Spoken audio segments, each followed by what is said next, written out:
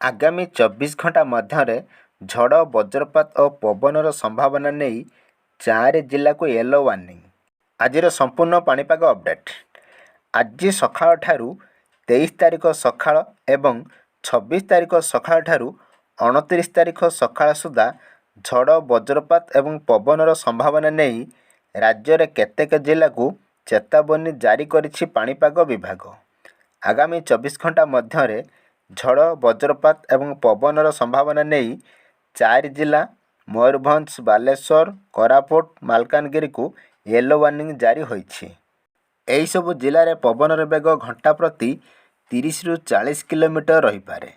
ସେହିପରି 26 ତାରିଖ ସକାଳଠାରୁ 27 ତାରିଖ ସକାଳ ସୁଦ୍ଧା ଝଡ଼ ବଜ୍ରପାତ ଏବଂ ପବନର ସମ୍ଭାବନା ନେଇ 4 ଜିଲ୍ଲା ବଲାଙ୍ଗୀର, ନୂଆପଡ଼ା, କଳାହାଣ୍ଡି, ନବରଙ୍ଗପୁରକୁ ୟେଲୋ ୱାର୍ଣ୍ଣିଂ ଜାରି ହୋଇଛି। ଏହିସବୁ ଜିଲ୍ଲାରେ ପବନର ବେଗ ଘଣ୍ଟା ପ୍ରତି 40ରୁ 50 କିଲୋମିଟର ରହିପାରେ। ଅନୁରୂପ ଭାବେ 27 ତାରିଖ ସକାଳଠାରୁ 28 ତାରିଖ ସକାଳ ସୁଦ୍ଧା ଝଡ଼ ବଜ୍ରପାତ ଏବଂ ପବନର ସମ୍ଭାବନା ନେଇ 13 ଜିଲ୍ଲା। ସେ ଜିଲ୍ଲାଗୁଡ଼ିକ ହେଲା ସୁନ୍ଦରଗଡ଼, କେନ୍ଦୁଝର, ମୟୂରଭଞ୍ଜ, ବାଲେଶ୍ୱର, ଭଦ୍ରକ, ଯାଜପୁର, କଟକ, କେନ୍ଦ୍ରାପଡ଼ା, ଜଗତସିଂହପୁର, କନ୍ଧମାଳ, ରାୟଗଡ଼ା, ଗଞ୍ଜାମ, ଗଜପତିକୁ ୟେଲୋ ୱାର୍ଣ୍ଣିଂ ଜାରି ହୋଇଛି।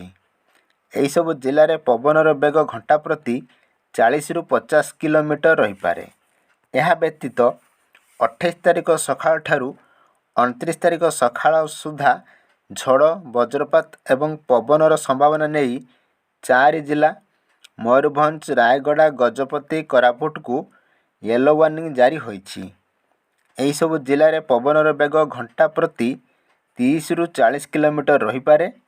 ଭୁବନେଶ୍ୱର ପାଣିପାଗ ବିଜ୍ଞାନ କେନ୍ଦ୍ର ପକ୍ଷରୁ ଏହି ସୂଚନାଟି ମିଳିଛି।